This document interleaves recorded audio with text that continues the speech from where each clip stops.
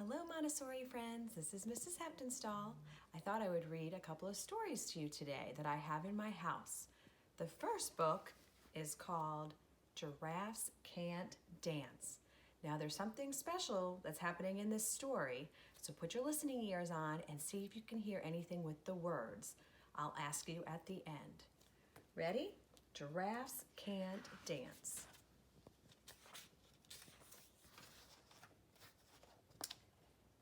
Gerald was a tall giraffe whose neck was long and slim, but his knees were awfully crooked and his legs were rather thin. He was very good at standing still and munching shoots of trees, but when he tried to run around, he buckled at the knees. Poor guy, he fell. Now, every year in Africa, they hold the jungle dance, where every single animal turns up to skip and prance. And this year, when the day arrived, poor Gerald felt so sad, because when it came to dancing, he was really very bad. Poor Gerald.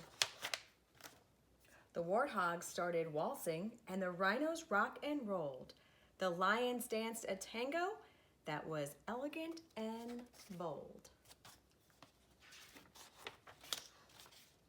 The chimps all did a cha-cha with a very Latin feel, and 8 baboons then teamed up for a splendid Scottish reel. Gerald swallowed bravely as he walked towards the floor, but the lions saw him coming, and they soon began to roar. "Hey, look at that clumsy Gerald," the animals all sneered. "Giraffes can't dance, you silly fool. Oh, Gerald, you're so weird." Was that very nice? No, I don't think so. Gerald simply froze up. He was rooted to the spot. "They're right," he thought. "I'm useless. Oh, I feel like such a clot." So he crept off from the dance floor and he started walking home. He never felt so sad before, so sad and so alone. Then he found a little clearing and he looked up at the sky. "The moon can be so beautiful," he whispered with a sigh.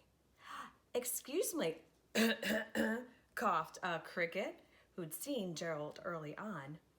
But sometimes when you're different, you just need a different song. Listen to the swaying grass and listen to the trees. To me, the sweetest music is those between the breeze. So imagine that the lovely moon is playing just for you. Everything makes music if you really want it to. With that, the cricket smiled and picked up his violin. Then Gerald felt his body do the most amazing thing. His hooves had started shuffling, making circles on the ground. His neck was gently swaying, and his tail was swishing around. He threw his arms out sideways, and he swung them everywhere. Then he did a backward somersault and leapt up into the air. Gerald felt so wonderful, his mouth was open wide. "I am dancing! Yes, I am dancing! I am dancing!" Gerald cried. Then, one by one, each animal who'd been there at the dance arrived while Gerald boogied on and watched him quite entranced. They shouted, "It's a miracle! We must be in a dream. Gerald's the best dancer that we've ever seen." "How did you learn to dance like that? Please, Gerald, tell us how."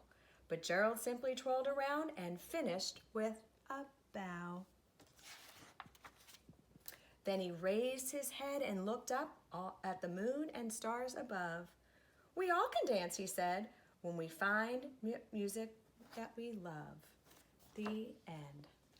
All right, boys and girls, what did you hear in this book? Think about it. Tell me. Yes, they were rhyming words. Did you guys hear them? Let's talk about it for a minute. Here we have sad and bad. And we have rolled and bold. And feel and real. We've talked about rhyming words at school. So when you read another story, you maybe can listen to see if that book has rhyming words.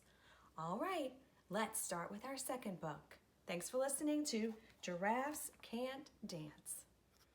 All right, here we go. Here's our second book. It's called The Napping House. This one's funny.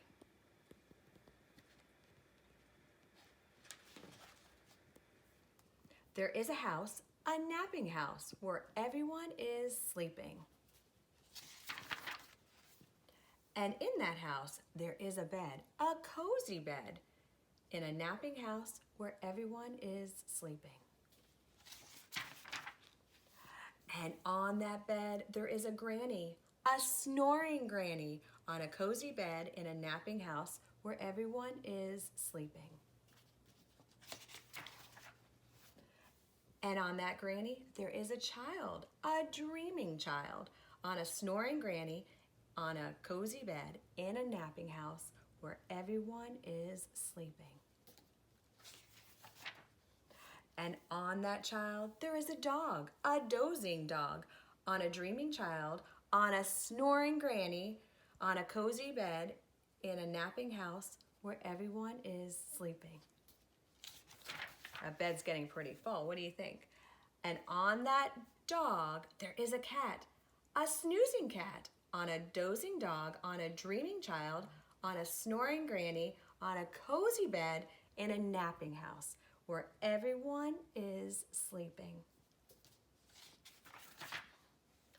And on that cat, there is a mouse, a slumbering mouse, on a snoozing cat, on a dozing dog, on a dreaming child, on a snoring granny, on a cozy bed in a napping house where everyone is sleeping.